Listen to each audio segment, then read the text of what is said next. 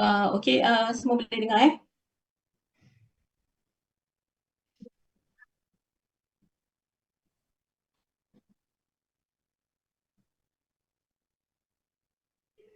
Boleh dengar.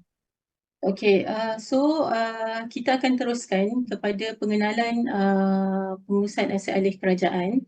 So basically pengenalan pengurusan aset alih kerajaan ni kita akan sebenarnya kita selalu cakap kita bermula dengan terimaan kan.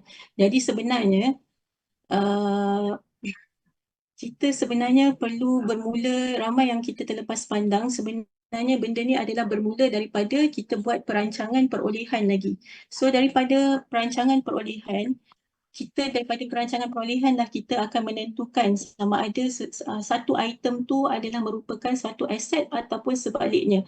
So jadi dengan adanya kita buat perancangan perolehan dan untuk kita tentukan sama ada benda tu aset atau sebaliknya, itulah yang akan menentukan kod CAA yang kita akan guna pakai lah. Jadi kod CAA yang guna pakai ni adalah penting. Maksudnya perancangan tu memang penting supaya urusan kita di kemudian hari tu adalah berjalan lancar.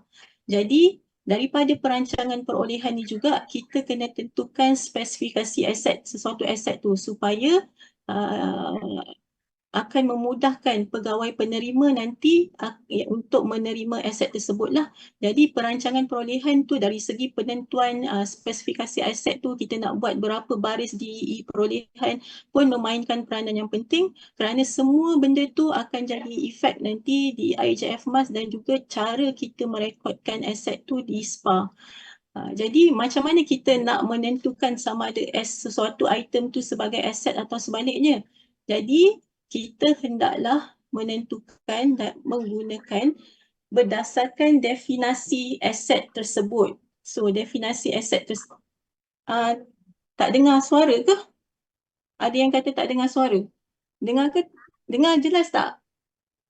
Jelas, Wan. Jelas, Oh, Wan. jelas So, okay. Kita perlu tahu benda tu adalah berdasarkan definasi. Berdasarkan dia punya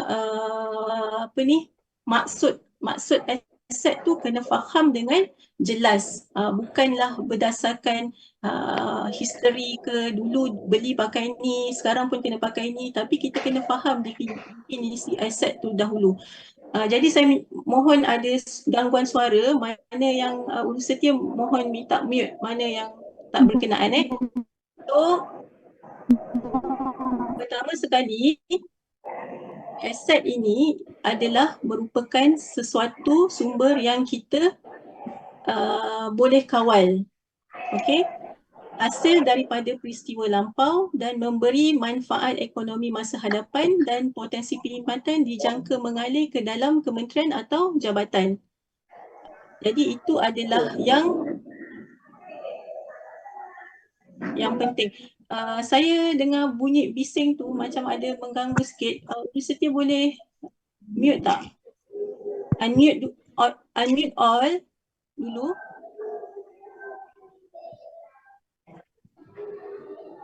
Dia mata kiri sama 55. Mata kiri, mata kanan 55.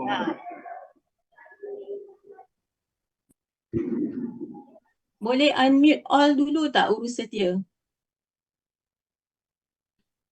Okay Alright. So, okay. So, ini adalah bahasa orang kata mungkin siapa yang senang nak faham, dia akan faham dengan mudah lah. Tapi mungkin ada yang mengatakan bahasa ni kita panggil aras tinggi lah kan. So, macam mana kita nak mempermudahkannya? Okay, kita boleh tengok dekat skrin dekat sini. Okay. Ini adalah macam mana saya nak bagi contoh apa maksud definisi aset tu lah. Okay, kalau kita tengok ada gambar van kan kat sini. Kat tengah-tengah ni ada gambar van. So dekat dekat van ni, okay, van ni kita perolehi menggunakan banyak-banyak cara, betul? Okay, so ini yang dimaksudkan dengan yang ni tadi, peristiwa lampau tadi. So peristiwa lampau tu adalah kita dapat aset tu daripada mana. Itu maksud peristiwa lampau. Bagi yang kata, oh susah apa maksud peristiwa lampau kan. Jadi peristiwa lampau tu adalah bagaimana aset tu diperolehi. Apa ceritanya untuk sebelum aset tu kita dapat. So aset tu kita boleh perolehi melalui 3 cara. Okey, satu, kita bertukar, urus niaga pertukaran kita panggil kan. Okey, kedua, urus niaga bukan pertukaran. Ketiga, kita jana sendiri aset tersebut. So yang dimaksudkan urusan pertukaran, okey, nampak dekat saya punya skrin ni, ada gambar van, lepas tu dia ada tulis, ada gambar simbol ringgit kan, sign. So maksud pertukaran di sini adalah kita bertukar satu aset tu dengan nilai yang sama. Selalunya kita beli dengan nilai ringgit yang sama. Itu adalah maksudnya lah, itu urus niaga pertukaran. Kalau urus niaga bukan pertukaran adalah urus niaga yang tak sama nilai. Contohnya kita dapat aset hadiah. Kita gunakan aset lucut hak. Kita dapat aset apa lagi yang kita dapat percuma lah, yang kita tak beli pun tapi kita dapat aset tersebut. Okey. Ketiga, urus niaga yang kita dapat aset tersebut daripada kita jana sendiri. Contoh jana sendiri adalah kita buat R&D lah. Selalunya kita sendiri yang buat van ni contohnya. Okey, kita sendiri yang buat van ni contohnya. Ada yang kata kat sini aset pindahan dari jabatan lain. Bolehlah, tapi kalau aset pindahan daripada jabatan lain, sos dia adalah sama ada jabatan tersebut beli jugalah perolehan. Sos dia tak akan berubah lah kan. Okay. So lepas kita dah ada peristiwa lampau tu kan, kita kena ada kawalan. Okay, nampak tak ada simbol sign plus tu. Dia mesti datang dengan kawalan. So atas tulisan kawalan tu ada satu nampak macam scroll kan. Itu macam contoh kawalan kita dalam bentuk apa? Kawalan kita dalam bentuk, kalau dalam kenderaan adalah dalam bentuk geran lah yang menunjukkan pemilikan kita. Kita ada kawalan. Kita boleh halang orang lain dari menggunakan sumber kita ni, menggunakan aset kita. Itu yang dinamakan kawalan. Ada juga contoh juga, macam contoh lah. Kita ada, ni mungkin tak ada kaitan dengan Kementerian Kesihatan lah kan, mungkin Kementerian Jabatan Veterina ke apa ke kan. Kalau dia jadikan aset tu adalah aset hidup, macam contoh lembu. Dia ada lembu tapi dia tak pagarkan lembu dia ni. Jadi dia ada tak kawalan? Tak ada kawalan, dia tak ada precaution untuk bagi lembu dia ni orang curi, orang ambil lembu dia daripada kena langgar ke. Jadi kita tak ada kawalan dekat situ. So bila kita tak ada kawalan, tak ada wujudnya kawalan, jadi kita tak boleh anggap benda tu aset. So kawalan ni boleh datang dalam banyak-banyak bentuk lah. Macam kereta, geran, tanah pun kita tengok hak milik dan sebagainya. Jadi mesti ada kawalan. Dan bila dah ada kawalan, nampak simbol sign tadi, ada dan ni, benda yang kita gunakan ni mesti kena ada potensi perkhidmatan atau manfaat ekonomi. Macam contoh ada gambar ambulans kat sini. So aset yang kita beli ni jadi ambulans. Contohnya di Kementerian Kesihatan lah. Jadi dia di Kementerian Kesihatan, kita tak jana ambulans ni sebagai manfaat ekonomi kan. So tak ada manfaat ekonomi. Selalunya aset-aset di kementerian, di kerajaan Malaysia ni kita tak jana ekonomi. Kebanyakannya adalah untuk potensi perkhidmatan. Mungkin dekat swasta, benda yang dia beli tu untuk manfaat ekonomi lah. Macam contoh, dia buat van tu jadi van Lalamove. Jadilah dia aset yang menjana pendapatan untuk company dia. Tapi dekat kerajaan, kita adalah potensi perkhidmatan sahaja. Kita memberi perkhidmatan dan tidak menjana ekonomi lah. Kita jarang sewakan aset-aset kita dengan nilai sebenar. Mungkin kita ada sewa dewan, mungkin kita ada sewa peralatan-peralatan kita, tapi bukan menggunakan nilai sebenar sewaan lah. Kita mesti akan below daripada rate yang sebenar. So setakat ni ada persoalan. Mungkin saya akan terlepas pandang soalan-soalan ni sebab kita pun ramai yang dalam ni hampir 1000. Kalau masing-masing letak chat pun dia akan cepat naik, saya pun tak terkejar. Okay. So seterusnya, okey, ini adalah sharing saya lah untuk semua. Nota saya nak bagi macam apa ni, benda ni memang selalu saya dapat apa ni, dapat pertanyaan kan. Apa ni, benda ni aset ke stok? Aset ke stok? Orang akan tanya kan, aset ataupun stok.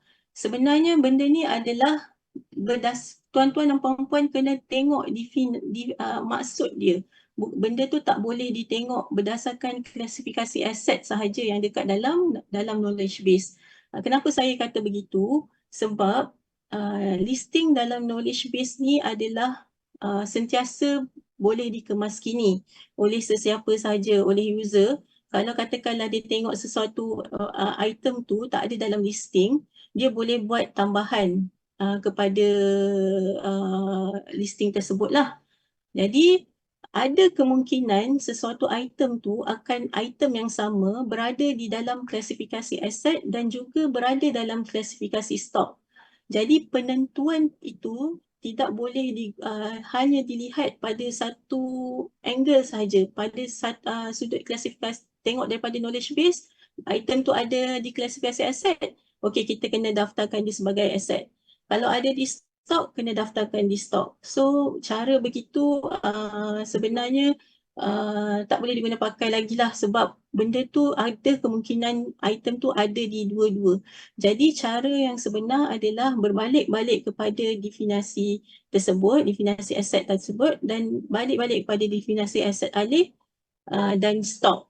Okey, buka balik perkeliling AM 1.1 dan tengok balik apa yang dikatakan aset alih dan apa yang dikatakan stok. Jadi barulah apa ni, kita boleh membuat penentuan sesuatu item tersebut. Jadi sebab saya ni banyak di saya, experience saya banyak dapat pertanyaan daripada PTJ untuk buat penentuan ni. Jadi kita pun bukan user, jadi kita pun nak tentukan kita susah. Jadi user sendiri yang sepatutnya kena alert lah, benda tu digunakan untuk apa, dia punya nature macam mana, nature dia lebih kepada aset alih ke stok ke. Jadi sebenarnya benda penentuan tu sebenarnya lebih user sendiri yang faham penggunaan sesuatu item tu. Jadi tuan-tuan dan puan-puan bayangkan, kadang-kadang kita di kementerian dapat soalan nak tentukan benda tu pun, kadang-kadang bila kita dapat soalan tu pun kita sebab terlalu banyak, kita pun tak boleh nak jawab semualah. Jadi saya gunakan kesempatan ni untuk, kalau tuan-tuan berasa dalam keadaan susah, apa ni, berbalik-balik. Ingat kalau berada dalam apa ni, ketidaktentuan, kecelaruan, pergi balik perkeliling dan tengok balik apa maksud dia dan tutup mata, tentukan. Okey. So ada yang tanya macam mana nak buat revision dalam knowledge base, maksudnya buat tambahan kan. Okey, tuan-tuan dan puan-puan boleh saja pergi dekat knowledge base tadi tu, dia ada dekat dalam informasi tu. Dekat informasi tu bila klik, dia akan ada dia ada satu pasal untuk tambah item-item lah dalam tu. Jadi follow je instruction yang di dalam tu. Okay. Okay, seterusnya. Okay.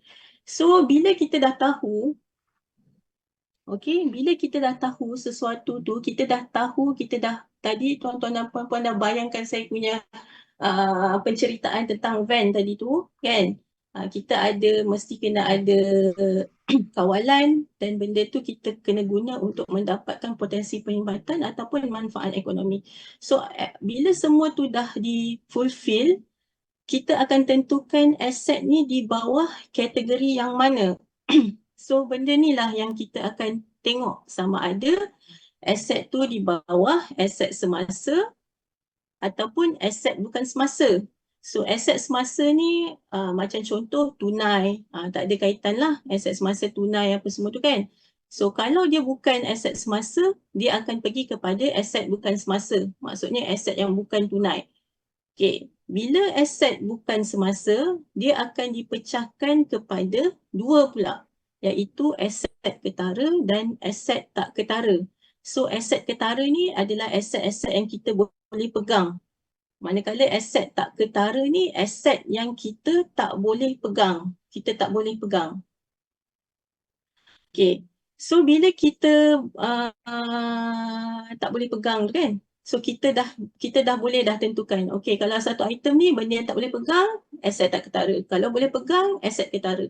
So kalau aset tak ketara, kita akan guna rujukan dia adalah AM7, Perkeliling Pembenaran AM7, dan semua perolehan dia kita akan pakai OS 39 lah. So bila kita buat kalau satu item tu kita dah kategorikan dia sebagai aset ketara, kita kena pecahkan.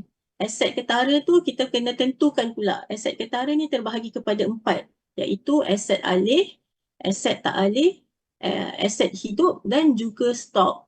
Jadi berdasarkan definisi-definisi yang kita dah cakap dalam perkeliling AM 1.1 tu, tuan-tuan dan puan-puan tentukan sama ada nak jadikan dia aset alih, aset tak alih, aset hidup dan juga stok. So aset alih basically adalah aset yang boleh dialih-alihkan lah, yang boleh dengan alihkan dengan mudah.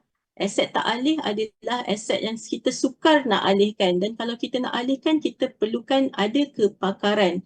Aset hidup ni biasanya takkan ada keraguan, tak pernah orang tanya saya benda ni aset hidup ke tak kan, memang jelas aset tu ikan, kalau ni aset hidup kan.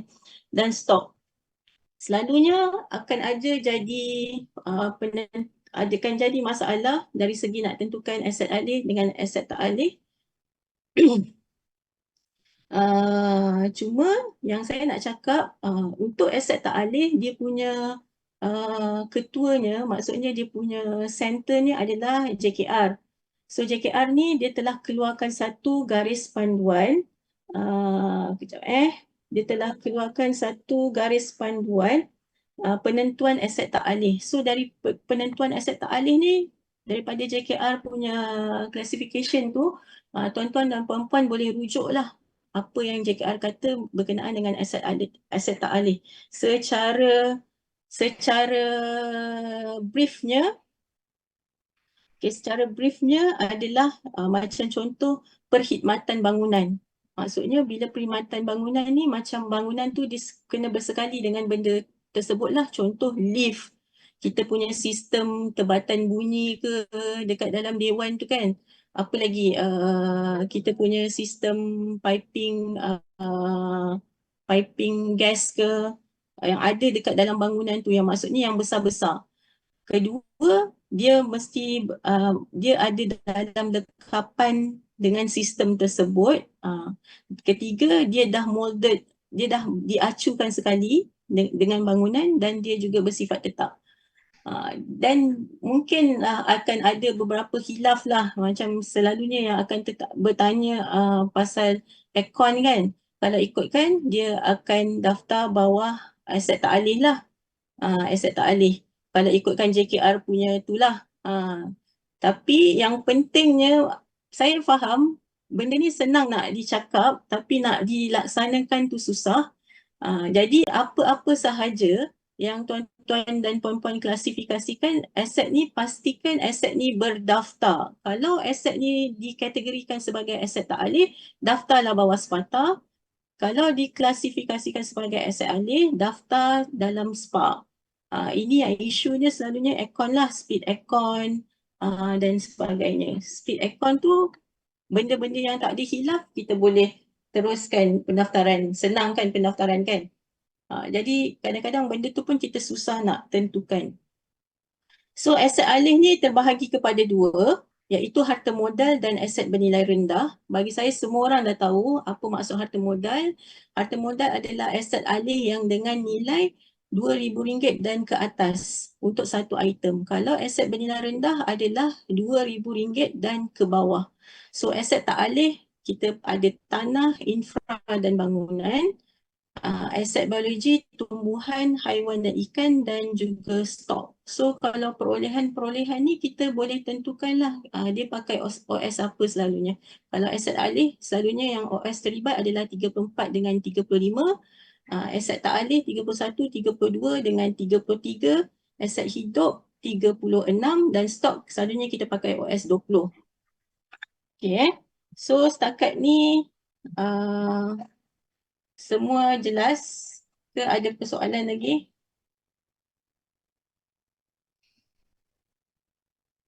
Okay, terima kasih juga ya yang tolong saya jawab dekat dalam pertanyaan ni. Kalau ni saya kadang-kadang tak perasan. Okay, so next. Okay, lepas kita dah habis buat perancangan perolehan, which is yang sebenarnya perkara yang paling penting sebenarnya perancangan perolehan lah. Dan dia pun adalah benda yang paling suka sekali perancangan perolehan ni kan, sebab nak tentukan dia. So lepas kita dah buat perancangan perolehan, kita akan buat perolehan seperti biasalah. Kita kena buat perolehan ikut garis panduan seperti yang telah ditetapkan. Okay. Kemudian kita akan menerima aset tersebut. Okay. Kalau penerimaan aset tersebut, kita terima aset tersebut, kita akan di-guide oleh Pekeliling Perbendaraan AM 2.2. So penerimaan aset. Jadi penerimaan aset ni kita akan cover dalam modul yang seterusnya lah. Kita akan cover dengan lebih terperinci dalam modul seterusnya. So kemudian kita teruskan dengan pendaftaran. Okey, lepas kita dah terima, kita perlu daftarkan aset tu dalam tempoh 14 hari. Ini akan cover bawah Pekeliling AM 2.3. Kemudian kita akan guna simpan dan periksa, akan cover dalam Pekeliling AM 2.4. Okey, kemudian kita akan buat penyelenggaraan, which is cover dalam AM 2.5. Kemudian ada pindahan AM 2.6. Kemudian akhir sekali kita akan aset tu akan dibuat pelupusan ataupun kehilangan lah ikut situasi aset tersebut. Okey. So saya pergi soalan bagaimana nak klasifikasikan sebagai aset atau consumable, bahan pakai buang. Okey. Daripada Dr. Ayuni kan. Okey, apa contoh dia apa? Maksudnya kalau bahan pakai buang ni selalunya dia takkan klasifikasikan sebagai aset lah. Dia pakai stok sahaja. Saya menjawab tak persoalan ni? Sebab aset ni selalunya dia akan ada usia guna yang lebih daripada setahun. So dalam Pekeliling pun ada mention, kita kena dia dianggarkan usia gunanya melebihi setahun. So kalau dia melebihi setahun, baru kita akan benda tu akan jadi sebagai aset lah. So saya harap saya menjawab persoalan Dr. Ayuni. Okey, Puan nak tanya kalau aset perubatan tak alih daftar bawah SPA ke? Maksud tak alih ni macam mana? Macam dental chair ke semua tu? Kalau dental chair ni selalunya dia akan daftar bawah aset alih lah. Bawah aset alih tu. Bawah aset alih. Okey. Mesin atau aset tak alih sebab melekat pada dinding. Okey. Stop point. Okey. Alright. Jadi kadang-kadang soalan ni saya tak boleh berapa nak faham. Mungkin kalau nak tanya boleh angkat tangan ke, boleh buka je mic dan boleh tanyalah. Lagi saya senang faham daripada saya nak kena baca tulisan ni. So nanti lepas akhir ni kita akan buka soalan dan tuan-tuan dan puan-puan boleh tanya, buka mic dan tanyalah. Okey, seterusnya benda yang kita dah bincang atas tadi, daripada kita buat, kita dah rancang perolehan, kita dah buat perolehan, kita dah daftar, terima dan sampai akhir sekali. Benda-benda yang tadi ni kita akan bentangkan dalam mesyuarat Jawatankuasa Pengurusan Aset Kerajaan yang kita namakan adalah mesyuarat JKPAK. So JKPAK ni selalunya akan ada dua peringkat, iaitu di peringkat jabatan. Okey, peringkat jabatan dan juga di peringkat kementerian. So bila habis jabatan, barulah di peringkat kementerian akan buat. So jabatan kena selesai dulu mesyuarat JKPAK, barulah kementerian akan laksanakan mesyuarat. Dan mesyuarat JKPAK kenalah selesai sebelum mesyuarat JPKA berlangsung lah. So dia kena buat mesyuarat 3 bulan sekali. Dan dia akan membincangkan semua agenda-agenda tentang pengurusan aset alih, aset hidup, aset tak ketara, stok dan semua benda lah, tentang semua isu-isu semua akan dibentangkan dalam mesyuarat tersebut. Okey. Okey, ini adalah tanggungjawab. Jadi saya tak rasa saya tak perlulah pergi kepada semua tanggungjawab ni. Tuan-tuan dan puan-puan boleh baca sendiri dalam perkeliling. So yang penting adalah kita tengok daripada tanggungjawab upah lah. Mungkin tuan-tuan daripada sini daripada upah. So tanggungjawab upah dia kena pastikan semua aset-aset yang di bawah sediaan dia kena uruskan semua penerimaan, pendaftaran sampailah habis. Upah kena uruskan dan dia kena uruskan pelantikan juga. Kena jadi urus setia mesyuarat JKPAK, buat pelaporan, semua adalah di bawah tanggungjawab upah. So pegawai aset juga kenalah dilantik di setiap kementerian atau di ibu pejabat jabatan ni, di mana grade jawatan pegawai aset ni dia lebih prefer kepada pegawai kumpulan PNP lah, tapi kalau tiada boleh diberikan kepada grade-grade lain yang bersesuaian. Okay. So ini adalah basically kedudukan semasa aset alih KKM sehingga 31 Disember. Kalau tuan-tuan dan puan-puan boleh tengok, okay. Sehingga 31 Disember, kuantiti aset kita adalah dengan nilai 2.9 juta. Kuantiti bilangan aset kita, dan dengan nilai perolehan 15.5 bilion. So 77% 77% daripada aset ni datangnya daripada ABR. Banyak aset kita sebenarnya kuantitinya adalah ABR. So bila banyak ABR, lagilah renyah.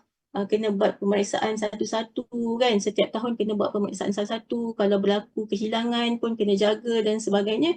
So ABR adalah menyumbang 77%. So 2.97 juta ni yang aset kementerian ni, inilah yang kita kena kawal selia. Dan semua yang terlibat dengan pengurusan aset ni kena bertanggungjawab lah ke atas semua aset yang kita laporkan. So kalau kita tengok kedudukan akhir 10 tahun kita, yang kementerian jabatan yang paling banyak aset adalah semestinya adalah JKN Selangor lah, dengan 383,000 aset. So Selangor mendahului carta bilangan aset di Kementerian Kesihatan Malaysia, dan di NPA dia pun of course Selangor yang paling tinggi. So Selangor dia punya beban kerjanya lagi banyak, dan mungkin sebab bilangan fasiliti dia pun banyak, dan dia punya workload pegawai pun banyak lah. Okay, so kita dah habis bab pengenalan. Secara ringkasnya itu adalah kita punya brief lah tentang apa yang kita akan pergi selanjutnya. So saya buka, ada tak tentang untuk soal jawab? Boleh buka mic dan boleh tanya lah. Ataupun okay, macam soalan daripada Tuan Zaim. Macam mana dengan peralatan yang bila kita check dalam knowledge base, dalam katalog stok pun ada, dan dalam katalog aset pun ada. Ada peralatan yang sama. So macam mana kita judge? Adakah kita boleh pick je sama ada ia stok ataupun aset? So bagi menjawab persoalan tu, kena tengok nature benda tu macam mana. Adakah nature dia stok ke nature dia aset alih, penggunaan dia? Adakah bila sampai aset tu, kita masukkan dekat dalam store dan kita orang guna dan kita edar, lepas tu kita dah tak payah buat apa-apa lagi tentang item tu. Macam mana kita treat bila kita dapat item tu, macam mana satu cawangan tu treatment dia. Adakah dia aset? Adakah usia guna dia lebih setahun? Maksudnya kita guna pakainya lama ke tidak? Jadi itulah yang menentukan OS tu nak pakai OS 30 ataupun OS 20. Jadi semua kena ikut nature lah. nature, macam mana cara penggunaan dia. Kena tengok teliti cara penggunaan dia. Okay. Okay. UPS untuk PC selama ini dikategorikan sebagai stok, tapi baru-baru ini dimaklumkan oleh AG perolehan melalui MyCode. Item tersebut hendaklah dibeli di bawah item tersebut hendaklah dibeli di bawah kod aset. Mohon kategori item itu stok atau aset. UPS PC ni apa software ke? Nanti ni saya akan get back balik lah tentang UPS PC ni. Okey. Daripada Hospital Baling, kenapa aircon ada yang register harta modal, ada yang ABR? Okey, penceritaan ni yang saya faham lah. Okey, dulu-dulu memang aset aircon ni didaftarkan bawah SPA. Lepas tu saya difahamkan ada satu surat yang mengatakan okey, perolehan yang tu perlulah didaftarkan dalam dikategorikan sebagai aset tak alih, tapi dia ada mention, dia ada 1 tahun tu dia kata dia ada cut off point. Maksudnya mana-mana yang daftar dekat SPA, kita tak perlu keluarkan pun daripada SPA, biarkan dia dekat situ. Mana yang baru, kalau nak anggap dia sebagai ATA, kita anggap dia sebagai ATA lah, maksudnya daftar bawah SPATA. Jadi itu adalah cerita dia, sebab tu kalau tuan-tuan akan nampak dia ada dekat apa persoalan dia? Kenapa aircon ada yang register harta modal dan ada yang ABR? Oh, dia bukan tanya pasal ni saya yang silap faham. Dia bukan tanya pasal ATA ataupun AA. Dia ikut harga lah. Kalau soalan ni harta modal dan ABR ni. Kalau ada yang 2,000 dan bawah 2,000. Tapi kalau persoalan tadi dia ada di AA ataupun di ATA, jawapannya adalah seperti tadi. Maksudnya ada dulu memang daftar bawah SPA. Saya tak pasti surat tu, tapi saya pernah baca lah surat tu. Dia ada satu tu, dia kata kalau dah daftar dalam SPA, dia akan teruskan daftar dalam SPA, tak perlu bawa keluar. Kenapa benda-benda yang dah lama, bila dah daftar dalam SPA, kita jangan bawa keluar? Sebab benda yang ada yang aset lama ni yang dah ada dalam IJF MAS, so dia dah ada capture nombor siri pendaftaran tu dan nombor QPA tu dah ada capture dalam IJF MAS. So kalau tuan-tuan dan puan-puan bawa keluar benda yang daftarkan kat SPA, nak daftarkan balik kat SPATA, dia akan ada wujud masalah lah nanti dekat bahagian akaun. Sebab tiba-tiba data tu dah tak ada, tuan-tuan dah pergi hilangkan data tu. Okey. Boleh ke kita menggunakan kod pembelian sebagai penentuan aset? Contoh kod bawah 35, semua adalah aset. Memanglah.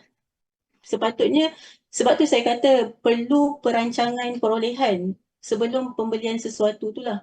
So bila kita dah kita dah merancang benda tu, kita dah tengok definasi dia, penggunaan dia macam mana, daripada situlah kita rancang kita nak guna OS apa. So sepatutnya bila kita dah tengok nature dan tengok tu, kalau kita dah kata benda ni bukan aset, kita beli bawah OS 20, sepatutnya benda tu kita tak rekod dia sebagai aset lah. Sebab daripada perolehan lagi kita dah tak pakai OS 30. Okey, okey, seterusnya.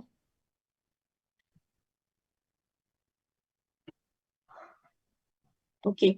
Macam mana pula dengan aset QMS, kategori aset alih atau tak alih? Ini QMS yang NBE ke? So kita kena tengok lah. Okey, ini yang saya cakap. Kalau kita tengok dalam penentuan tu yang JKR keluarkan tu, ATA ataupun AA, penentuan sub ATA, tuan-tuan dan puan-puan boleh tengok benda tu dan perhalusi dia punya tu.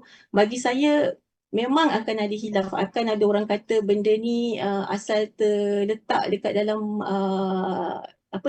di screw dekat dinding je, benda tu akan jadi ATA kan.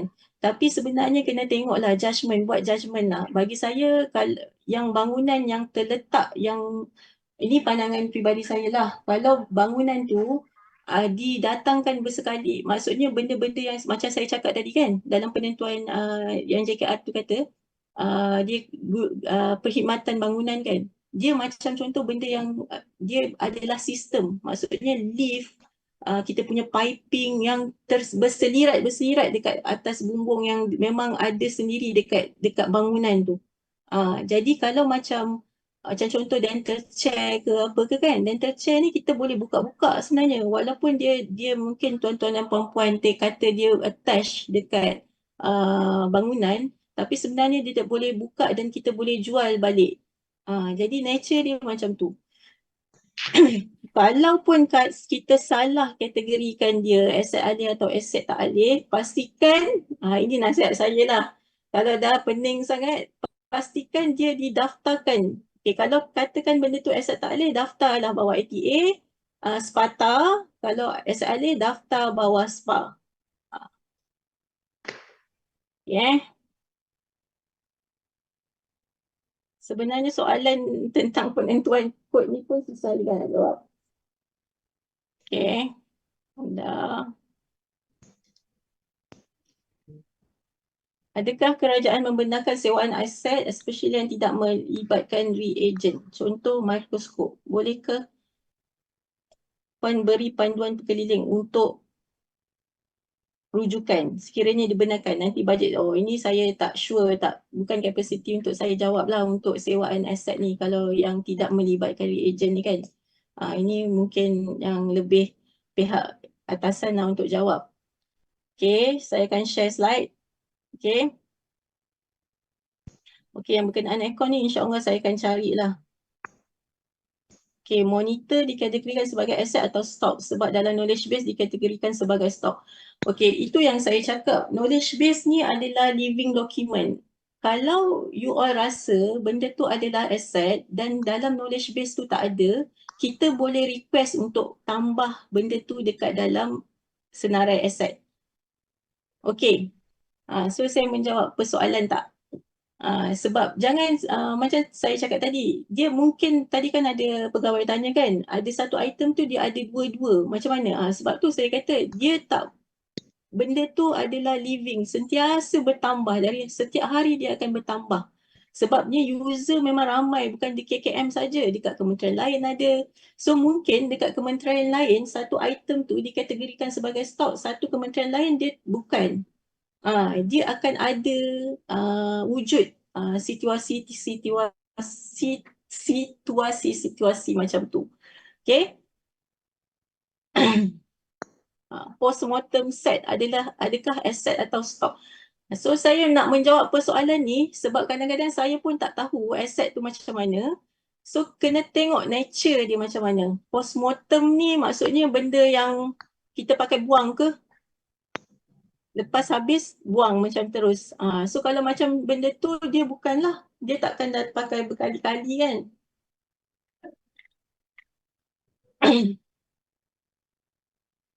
Okey.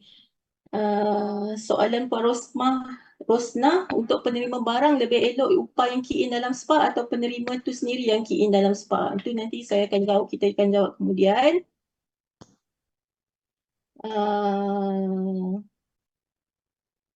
Ni pun Dr. Liana punya soalan pun saya rasa saya dah jawab tadi. Maksudnya kalau doktor rasa benda tu X-ray gown tu kan, adakah dia pakai sekali? Saya tak rasalah dia pakai sekali kan. 4.6K ni adakah dia pakai, maksudnya bila kita pakai X-ray gown ni, adakah dia pakai sekali ke? Maksudnya lepas guna dia kena pulangkan balik ke store ke macam mana? Jadi kena ikut nature dia macam mana. Kalau rasa bukan ni, X-ray gown tu tak ada dalam katalog senarai aset, kita boleh tambah. Okay. JK4 peringkat PTJ boleh ke buat selepas JK4 negeri? Tak boleh. Maksudnya dia kena berturutan lah. So maksudnya jabatan, lepas jabatan kementerian macam tu. Okey, Puan Zaimah.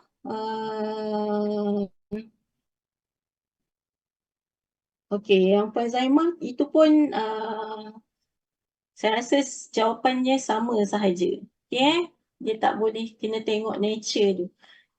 saya lebih rasa persoalan ini lebih kepada kita kena faham maksud tu tadi, dan user sendiri kena faham untuk mempertahankan jawapan dia, sama ada dia adalah aset ataupun nak kategorikan di bawah mana. Sebab kadang-kadang benda ni memang saya tahu berlaku kan, sebab dekat bila kita buat satu perolehan tu, bila saya makan kod oleh AG Negeri, AG Negeri kata ni kan, tapi kalau tuan-tuan dan puan-puan rasa apa ni, tuan-tuan rasa benda tu nak argue ke apa ke, bolehlah nak argue macam mana, tapi kita kena ada stand lah. Tapi macam saya cakap tadi, dia tak boleh tengok knowledge base tu. Okay, dia kena tengok nature penggunaan dia. Sebab tu kadang-kadang AG Negeri dia akan ubah balik lah apa yang kita dah pilih.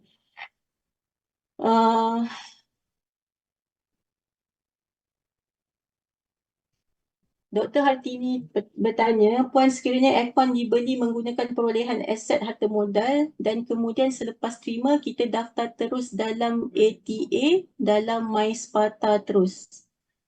Boleh? Maksudnya tuan dah beli bawah 35 ke? Doktor dah beli bawah 35 tapi doktor tak nak daftar bawah, doktor anggap dia sebagai aset tak alih lah sebab melekat kan. Okay, so daftar dalam MySparta. Yang penting, ini berdasarkan yang ni, maksudnya mungkin ni kena tanya BA balik lah. Tapi di peringkat kami, kalau tuan dah rasa benda tu ATA, daftarlah dalam MySparta. Okay. So, saya tak boleh jawab semua. Okay, ini ada Puan Farah kata penentuan kategori ni tak rigid. Betul, dia ikut situasi sebenarnya. Dia macam sebenarnya bila kita dah jadi kementerian, kita dah besar, kita dah buat perakaunan akuan dan sebagainya. Setiap kementerian tu dia akan ada aset dia tersendiri, dan kementerian ni kata aset dan ada kemungkinan kementerian ni declare aset dan item yang sama tapi kementerian lain tak declare benda tu sebagai aset. So ada kemungkinan yang jadi macam itulah sebab based on situation, based on penggunaan dia macam mana. Okay. Okay. Ini macam saya cakap tadi, klasifikasi aset tu kan. Selalunya kalau aset alih ni, dalam perkeliling pun boleh ada, tuan-tuan dan puan-puan boleh tengok dari perkeliling 1.1, dia ada penggunaan dia, tempoh penggunaan dia kena melebihi daripada melebihi 1 tahun lah. So maksudnya kalau dia bukan 1 tahun, selalunya kita akan beli pakai OS 20 saja. Dalam perkeliling 1.1 pun ada cakap, tapi user sendiri kena ada justifikasi yang kukuh lah yang nak mengatakan usia guna dia tu. Kalau audit datang ke, dia minta apa ke, jadi kena jawab lah. Okay. Okay. Saya rasa kita berhenti dulu persoalan kita tentang benda ni dan kita akan sambung kemudian. So, saya rasa kita boleh pergi move kepada modul kita yang yang B, iaitu modul penerimaan. So, modul penerimaan ni adalah benda yang penting juga. Semua benda penting lah dalam aset ni. Nanti tuan-tuan keliru pula cakap saya ni kan. Puan ni cakap tadi rancang perolehan penting. Ni terimaan penting. Kesimpulannya semua benda penting dalam aset ni. So, bila penerimaan ni dia penting juga sebab apa? Dia adalah first gate, pintu yang pertama sebelum benda-benda lain tu appear. Okay. So sebelum saya pergi jauh, ini just saya nak sharing saja kita punya hubung kait antara sistem ni, iaitu sistem EP, sistem SPA dan juga sistem IJF MAS. Ini adalah sharing daripada saya sajalah. Okay. First, peminta lah, dia akan buat permintaan pembelian kan. So daripada nombor 1 ni dia akan buat permintaan pembelian. Lepas dia buat buat nota minta ni, dia akan pergi kepada pelulus pemenuhan. Okay, so dalam pelulus pemenuhan ni, okay, pertama dia akan pelulus ni akan luluskan pemenuhan tersebut, meluluskan permintaan pembelian atau permintaan kontrak. Lepas tu yang mana saya ada dekat dalam skrin yang bertanda hijau ni adalah dia akan jadi antara muka antara sistem EP dengan sistem IJF MAS. So akan berlakulah semakan bajet dan kod dekat dalam IJF MAS. Lepas tu dia akan jana pesanan kerajaan. So, bila dia jana pesanan kerajaan, sepatutnya once dia jana, ini adalah daripada yang ideal punya situasi lah. Dalam situasi realitinya saya tak sure sama ada dia boleh dipraktikkan ataupun tidak disebabkan kita punya kekangan masa lah, kita punya beban kerja yang banyak dengan staff yang kurang kan. Tapi ini adalah secara idealnya begini. So, bila dia dah jana pesanan kerajaan tu, adanya pesanan kerajaan, sepatutnya pesanan kerajaan tadi tu kita boleh guna untuk pegawai aset atau pembantu pegawai aset akan guna untuk buat daftar perolehan dekat dalam SPA. Sebelum kita terima barang tu lagi, kita boleh daftar perolehan, gunakan pesanan kontrak yang kita dapat daripada pelulus pemenuhan ni lah. Okay, lepas tu pembekal pun akan buatlah pengesahan pesanan kerajaan dan dia akan buat penyediaan dan penyerahan pesanan penghantaran. Okay, so lepas tu dia akan pergi dekat EP, dia akan buat penerima bekalan perkhidmatan ni akan sahkan pesanan penghantaran dan jana nota penerimaan bekalan. Lepas tu pegawai pengesah pula dia akan buat kelulusan, dia akan menyerahkan nota terimaan tu ke IJF MAS. Lepas tu pembekal dia jana invoice dan sebagainya. Lepas tu baru pelulus pemenuhan dia akan berlaku lagi integration dekat dalam IJF MAS. Lepas tu bila dia dah buat lepas tu pegawai padanan bayaran ni akan buat padanan. So daripada sini kita boleh nampak sepatutnya bila ada pesanan kerajaan tu kita boleh dah daftar dalam dalam SPA, dan bila once kita terima sahaja aset tu, dalam tempoh 14 hari kita kena buat pendaftaran. So sebenarnya bila kita dah ada QPA 1 atau QPA 2 tu sebenarnya kita akan bagi dekat dekat pegawai yang terlibat dengan EP ni untuk dia proses lah yang mengatakan penerimaan bekalan ni dah dibuat sewajarnya. Okay. So inilah objektif kita nak terima ni sebenarnya adalah ini. Okay, kalau saya dapat simpulkan kita kena ada S kuasa 3 dengan K kuasa 2. S pertama kita ada spesifikasi, kita kena benda tu kena tepati spesifikasi, benda tu kena sempurna, benda tu kena selamat. Lepas tu kita kena periksa kualiti dan kuantiti apa benda yang kita pesan tadi. Okay, so saya simpulkan dah cerita tadi pasal ni, kita dah masuk ringkasan dah. Ringkasan penerimaan ni kita nak cerita macam mana. Kadang-kadang kita cerita kita lagi senang faham kan. Okay, so daripada tadi slide yang saya yang pertama tadi tu, kita dah dapat pesanan kerajaan kan, daripada pegawai EP tadi dia dah buat pesanan kerajaan, dia akan bagi pesanan kerajaan pada kita dekat pegawai aset, pembantu pegawai aset. So bila pembantu pegawai aset atau pegawai-pegawai mana yang telah diberi kuasa lah untuk mendaftarkan perolehan aset dekat SPA ni, dia menggunakan pesanan kerajaan tadi untuk daftarkan perolehan aset tersebut dalam SPA. So pesanan kerajaan ni sebenarnya yang kita dah dapat tadi ni sepatutnya dalam masa yang sama kita kena bagi dekat pegawai penerima supaya dia bersedia dengan dia nak menerima aset tu nanti. So daripada pesanan kerajaan ni dia ada spek dan sebagainya kan. Jadi dia kena bagi dan supaya pegawai penerima tu akan boleh bersedia lah. Okay, seterusnya. Okay, ini adalah contoh pesanan kerajaan bagi siapa yang tak pernah nampak lagi. Okay, ini adalah contoh pesanan kerajaan. So dia akan nyatakan okay, siapa yang beli dan nak kena hantar barang ni ke mana, berapa kuantiti aset, satu kos unit aset tu berapa ringgit, dan pembekal kena tanda tangan kat sini dan once kita peraku, kita pun akan kena buat perakuan lah yang jabatan telah menerima benda ni. So dia kena datang, ni adalah contoh dia dan benda ni kena isi yang dekat perakuan 2 ni, dia kena isi selepas dia dah buat QPA 1 lah, QPA 1 atau QPA 2. Okay. So seterusnya, lepas dia dah selesai buat pendaftaran perolehan tadi kan.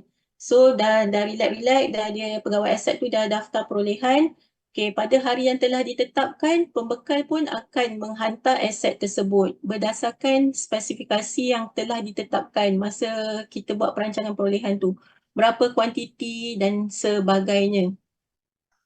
Okay. Okay. So bila kita dah tahu ni kan, aset ni kita nak dapat ni. So pegawai aset atau pembantu pegawai aset sepatutnya kena tahu sama ada aset tu perlukan pegawai penerima tu kena ada pegawai penerima teknikal ataupun tidak. Aset tu adalah aset teknikal ataupun tidak. So dia dah tentukan daripada awal lagi. So supaya kita tak kena query audit lah. So nanti kadang-kadang selalu yang query audit adalah aset-aset teknikal tidak diterima oleh pegawai penerima yang ada kepakaran dalam bidang tu. Okay. So, selepas pegawai penerima ni, dia dah terima aset tu, dia kena pastikan, dia kena periksa aset tu dengan teliti. So, pastikan kuantiti aset tu, kuantiti, kualiti, semua spek kena ikut seperti mana yang telah digariskan. So, pegawai penerima ni kena dilantik oleh ketua jabatan. So, ketua jabatan sahaja yang buat pelantikan untuk pegawai penerima. So, tak ada masalah nak pegawai penerima banyak mana pun ataupun nak tambah pegawai penerima pertengahan tahun ke apa ke, boleh dibuat. Sebab ketua jabatan sahaja yang buat, urusan dia akan jadi lebih mudah lah. Okay, ini adalah contoh. Okay, ini adalah contoh spesifikasi sesuatu item tu. Maksudnya, pegawai penerima pastikan ada spek dekat dalam tangan masa kita menerima aset tersebut. Macam contoh dekat sini kita nak terima 10 laptop kan. So bila kita terima 10 laptop, kita kena pastikan semua spek-spek yang ada dekat dalam ni kenalah dipatuhi. Berapa gig RAM dia, jenis hard drive dia, apa dia kena ada mouse ke, ada apa ke. Semua perlu sama. Dan kalau tak sama, kita jangan terima lah. So kalau tak sama, dia akan jadi seperti ini. So bila kita terima sahaja aset tu, kita kena buat pengujian dengan serta-merta. Tak boleh delay. So katakanlah ada delay, dokumen penerimaan tu hendaklah dicatatkan, diterima dengan syarat ianya disahkan kemudian secara diperiksa, dikira, diukur, ditimbang atau diuji. Ini adalah yang banyak PTJ terlepas pandang lah. Katakanlah tak boleh buat pemeriksaan secara on the spot. Maksudnya pembekal hantar, tak boleh buat pengesahan pada ketika itu, pastikan ada chop dekat situ. Maksudnya untuk safeguard pegawai penerima tadilah. Maksudnya kita akan buat pengesahan kemudian. Okay. So sekiranya pengesahan tadi, pengesahan tadi berjaya, kita akan keluarkan QPA 1, iaitu kita terima aset tersebut. Kalau pengesahan tak berjaya, kita akan guna QPA 2, iaitu kita akan keluarkan satu borang penolakan lah. Dan borang penolakan ni kena hantar serta-merta kepada pembekal. Ini adalah contoh dia. Adalah contoh QPA 1, kita borang penerimaan aset alih. Maksudnya dekat sini kita dah ada nombor-nombor ni. Ni memang dah ada akan prefill terus masa kita buat daftar perolehan tadi tu. So kita akan isikan apa maklumat-maklumat tersebut dan bila kita dah terima, kita tanda tangan lah. Kalau ada melibatkan pegawai teknikal, kita pastikan ada pegawai teknikal. Dan ini adalah contoh borang penolakan aset alih. Okey. So itu adalah tentang penerimaan. So basically penerimaan ni kena pastikan ikut spek dan aset yang diterima kenalah diterima oleh pegawai-pegawai penerima yang telah dilantik oleh ketua jabatan. Jangan sesuka hati tak pegawai penerima tu bukan boleh sesiapa saja yang terima, sebenarnya dia kena dilantik. Okey. So itu untuk penerimaan. Basically senang je untuk penerimaan tu. Benda tu kena ingat beberapa key point penting je. Seperti yang saya cakap tadi. So so ada penerimaan. Kalau nak tanya boleh buka mic pun lagi mudah sebenarnya.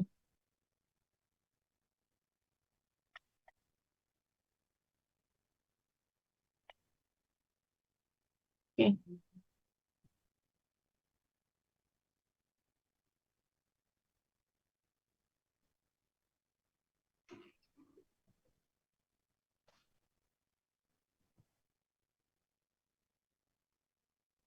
Okay, sekejap Saya scroll. Saya scroll daripada atas untuk ni. Okay.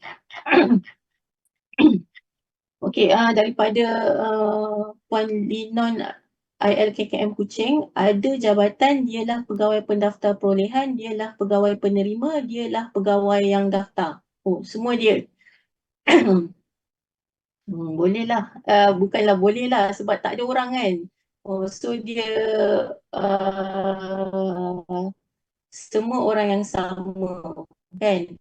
Dia yang daftar perolehan, dia yang pegawai penerima, dia adalah pegawai pendaftar. So pastikan dia jadi pegawai penerima, dia juga yang buat pelantikan lah. Maksudnya dia dilantik sebagai pegawai penerima. Jangan dia key in tapi dia maksudnya dia key in, dia tulis nama pegawai penerima tu tapi dia tak dilantik. So pastikan nama pegawai penerima yang kita kunci masuk dalam sistem SPA tadi tu adalah orang yang pegawai penerima yang dilantik. Okay.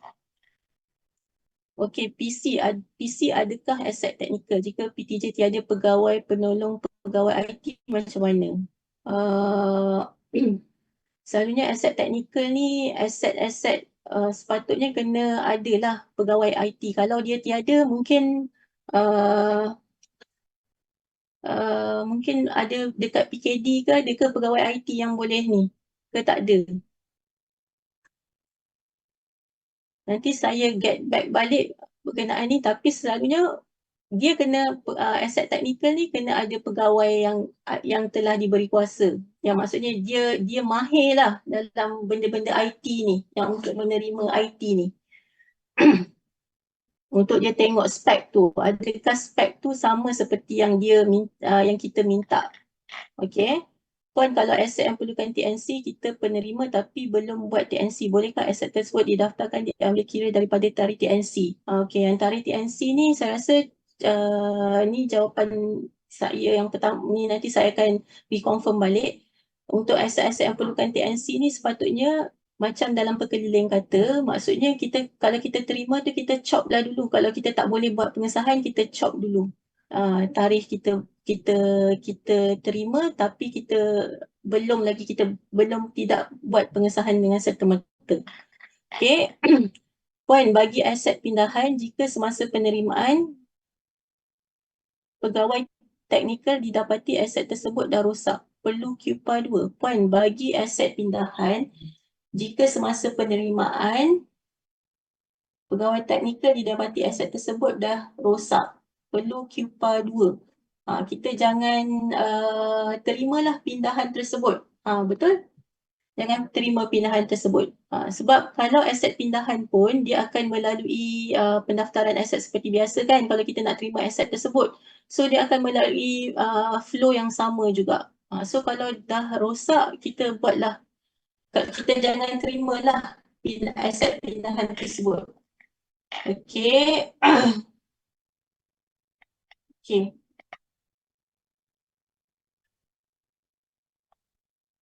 Okey, yang soalan Puan Ros ni tu pun sukar untuk saya jawab lah, sebab ini kena BPKJ lah yang tentukan, sebab aset-aset teknikal ni kan sama ada benda tu perlukan TNC atau tidak.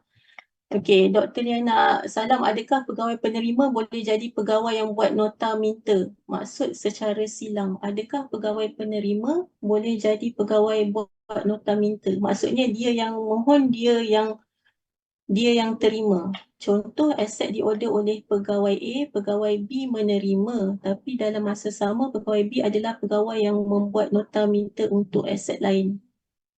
Untuk aset lain ke untuk aset tersebut? Nanti saya tak berapa faham soalan ni. Okey. Puan, sekiranya aset tak alih dibuat pemindahan dan semasa diterima rosak, perlukah diisi dengan QPA 2? Dr. Hartini, kalau aset tak alih dia tak pakai QPA, doktor, dia ada dia punya daftar dia tersendirilah. Boleh tengok apa ni guidelines yang ada dalam SPATA. Dia tak sama. QPA 2 ni untuk aset alih sahaja. Okey, Encik Nur Hisham, pegawai IT atau juruteknik komputer boleh tentukan spek teknikal PC. Boleh. Mana-mana yang ada kepakaran tentang apa ni? Tentang aset teknikal tersebut.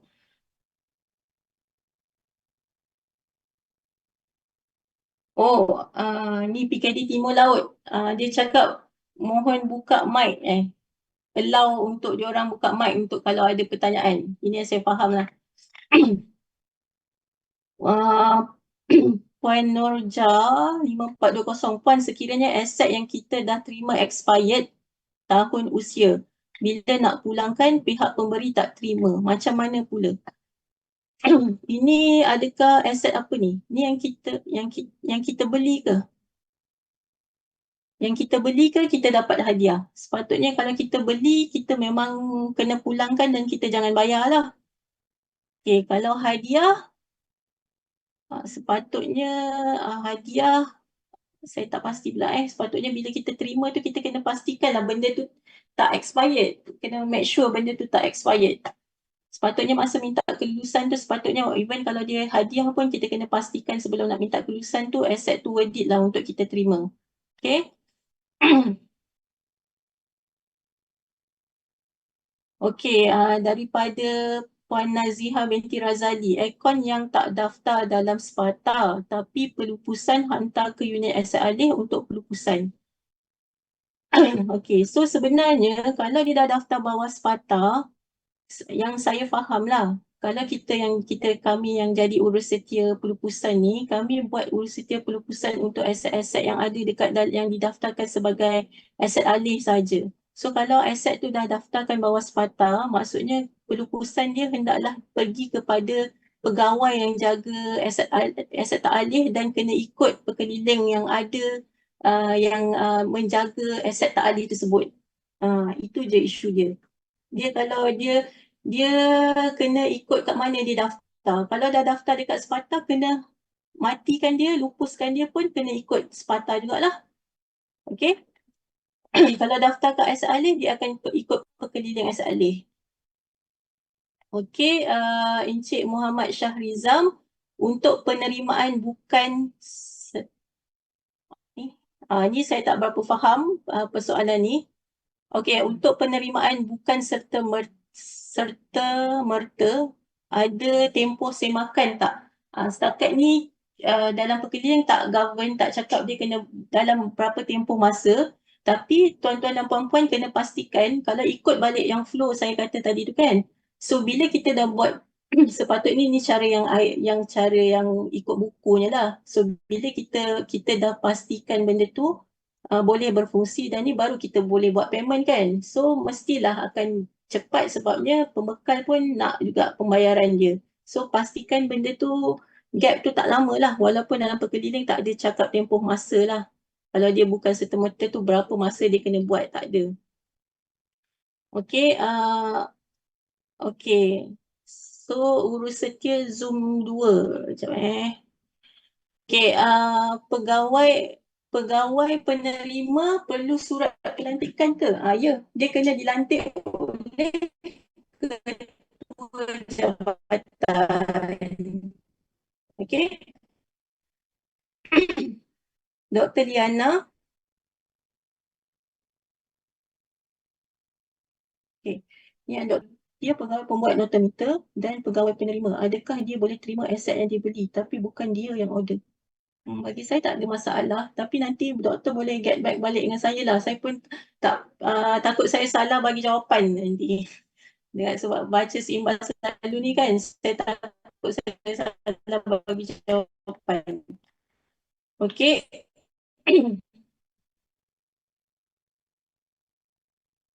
Okey, Puan Aisyah Iska, Puan ada surat yang mengatakan aset tak alih perubatan didaftarkan bawah SPA dikeluarkan ke? Ni saya tak pasti. Yang saya cakap tadi, saya pernah nampak aircon. Tapi tentang aset tak alih perubatan ni, saya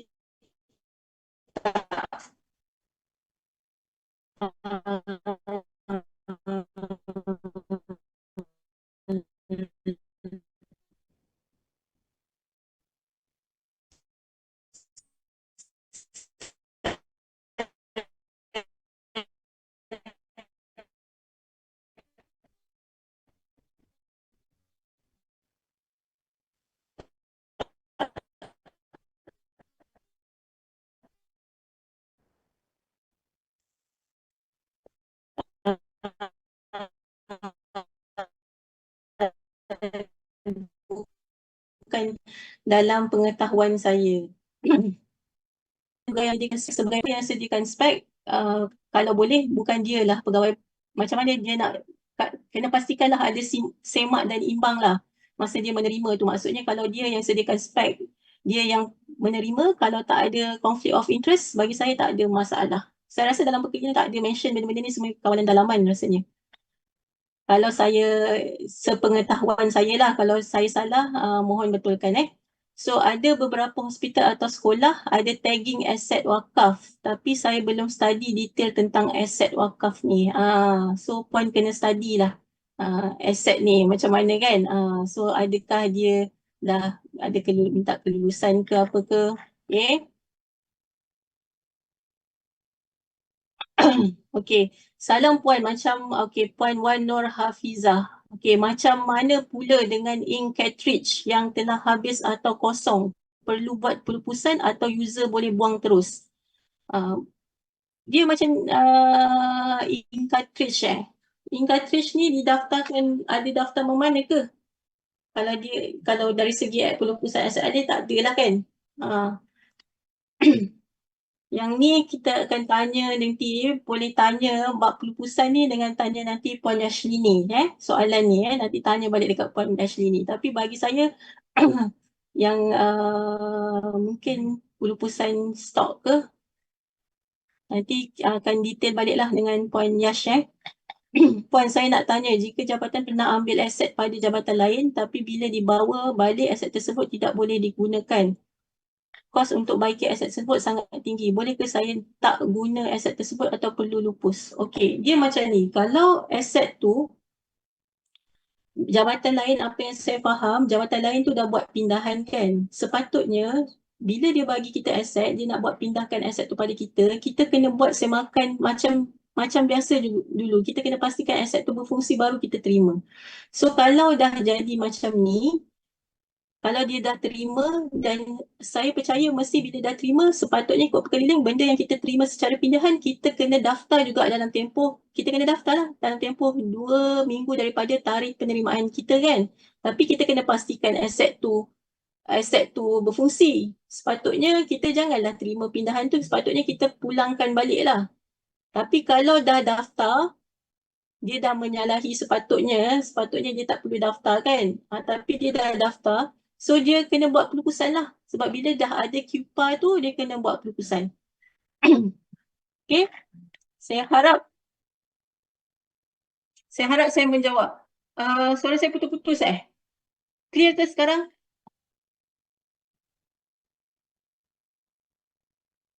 Okay, Puan. Sekarang clear tak? Okay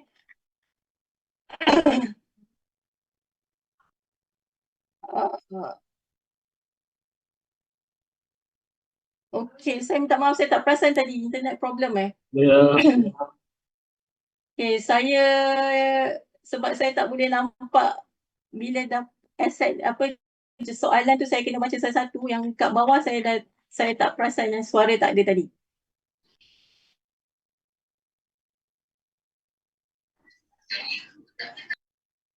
Okey, ini Muhammad Fakhrul Razi. Dapatan daripada kursus aset tak alih BPKJ KKM mengatakan bahawa aset alih akan menjadi aset tak alih apabila dipasang pada bangunan. Contoh LCD yang digantung. Mohon pandangan Puan.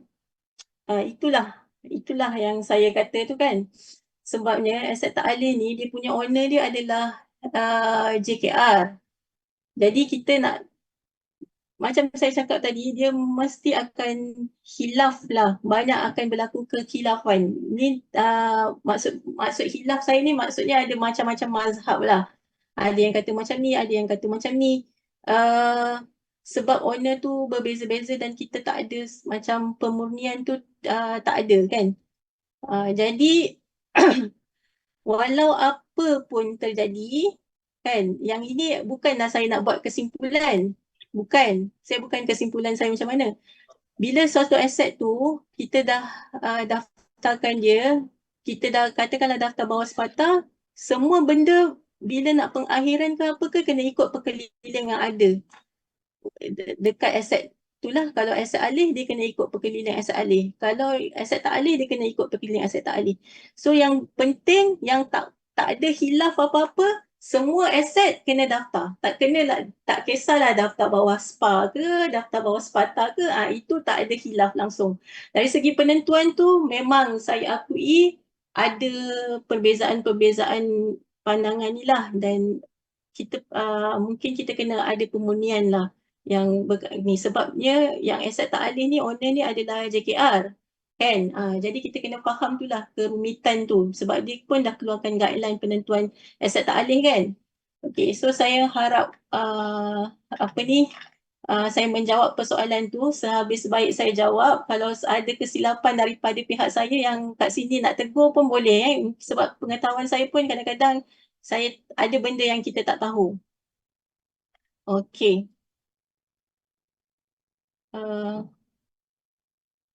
Okey, Puan Isa ni tanya lagi sekali yang wheelchair tadi, sebab masa saya jawab soalan suara saya putus. Ya, kena mohon kelulusan hadiah. Okey.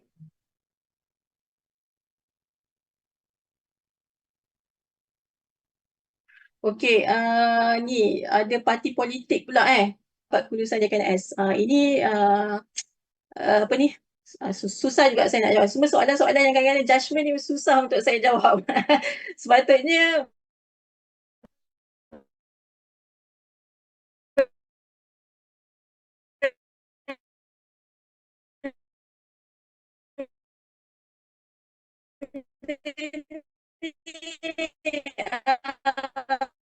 Suara putus-putus, Puan.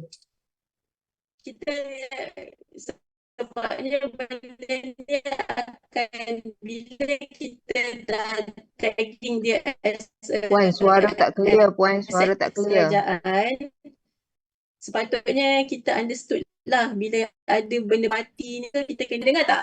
Putus-putus tak clear kejap Kejap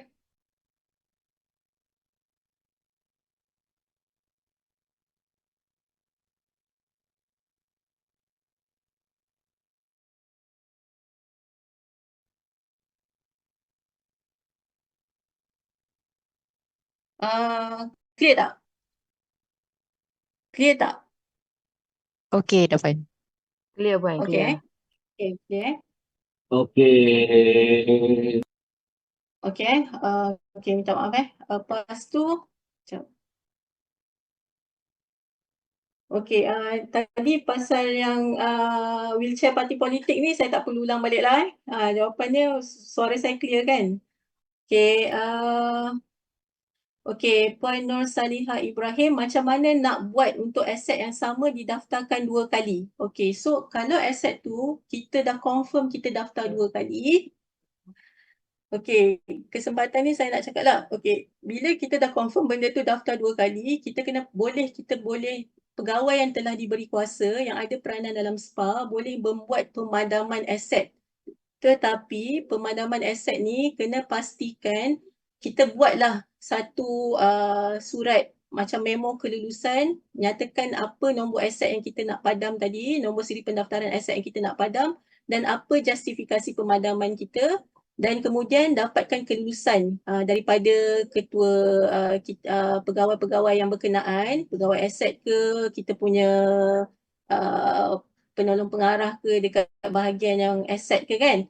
So dapatkan kelulusan, bila once dah dapat kelulusan, tuan-tuan dan puan-puan boleh padam aset tu, dia akan ada satu button pencil kat situ, boleh padam. Tapi saya nak ingatkan, kita boleh trace dan siapa yang padam aset ni, nama dia, kita boleh keep track, kenapa padam semua ada, dan kalau kita nak buat pengauditan, kita boleh buat pengauditan dan pastikan dokumen-dokumen kelulusan tu masukkan dalam satu file.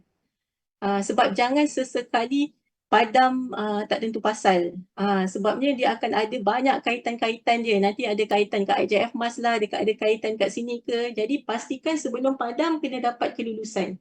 Pemadaman tu sebenarnya senang je nak buat, padam. Tapi consequences dia amat berat dan kita boleh buat naziran juga. Kita boleh panggil balik aset-aset yang dipadam dan kita akan kita boleh dapatkan, kita boleh mohon untuk tuan-tuan dan puan-puan bagi kita supporting document kenapa aset-aset tu dipadamkan. Jadi berapa orang yang dengar kat sini? Hampir 1,000 orang kalau ikut saya punya tetap. Tadi 999 bila saya cakap tadi dia timbul 1K kan. Kena pastikan ada kelulusan nak buat pemadaman dan audit boleh datang untuk buat semakan kenapa aset tu dipadamkan. Okey Okey.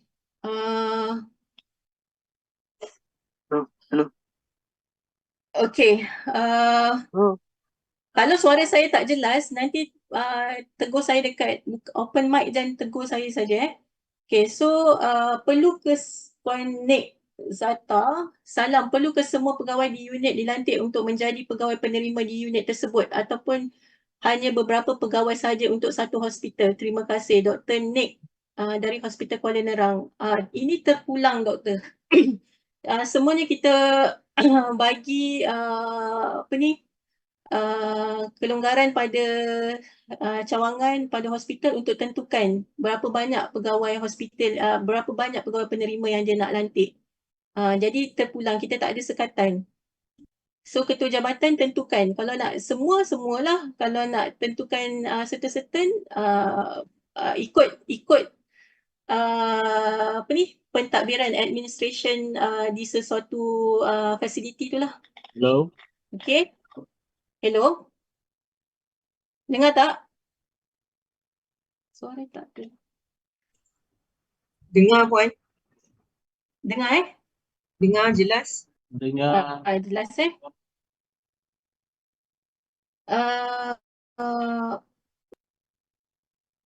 saya mohon kalau suara saya tak jelas, terus alert saya dekat dalam buka mic dan alert saya terus Okay. Okay, so perlu ke saya jawab lagi? Ke you all pun dah bosan dengan jawapan soalan-soalan ni ke ada yang nak teruskan? Saya jawab lagi sikit-sikit soalan So kalau ada pendaftaran sebelum ini di unit salah daftar jenama printer, macam mana ya? Ini berlaku masa mula-mula nak daftar aset dalam MySpa. Kalau jenama, saya tak pasti boleh tukar ke tak, tapi dalam spesifikasi boleh tukar lah. Spesifikasi tu dia boleh amend. Kalau dia salah jenama tu, saya rasa medan jenama saya tak sure boleh, saya tak ingat boleh tukar ke tak, tapi spek boleh tukar. So katakanlah tak boleh tukar dan memang ada keperluan betul-betul nak ubah benda tu, so macam saya cakap tadi lah, dia boleh Cuma dia kena daftar barulah. Dia jadi lagi masalah nanti. Dia bukan jadi masalah, lagi banyak kerja nanti lagi nak buat sebab bila daftar barulah, nanti pemeriksaan lah, nak tagging lah, labeling lah. Kalau medan tu tak boleh diubah, kalau salah-salah apa ni, jenama je boleh masukkan dekat spek lah. Mention kat situ jenama tu sepatutnya apa. Itu saya punya advice peribadi lah. Kalau nak ni adalah delete dan daftar semula, tapi dia akan jadi lagi masalah. Bukan lagi masalah lah, akan banyaklah benda yang kena fikirkan. Bila dah sesuatu benda tu dah delete, dia jadikan semula, diwujudkan semula, kena fikir apa benda yang tuan-tuan dan puan-puan kena ubah selepas tu. Okay.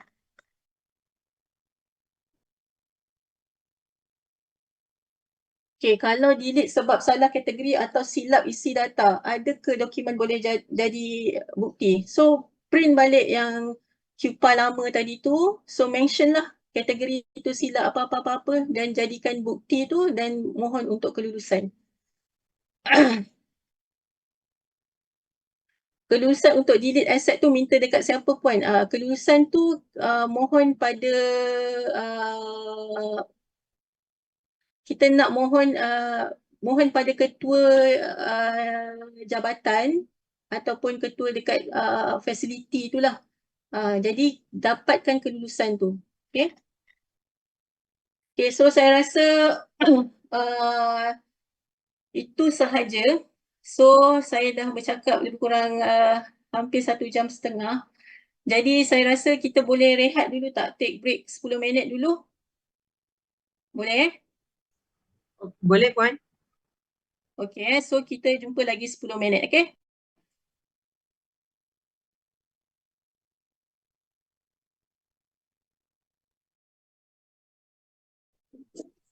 Boleh. Saya ambil darah.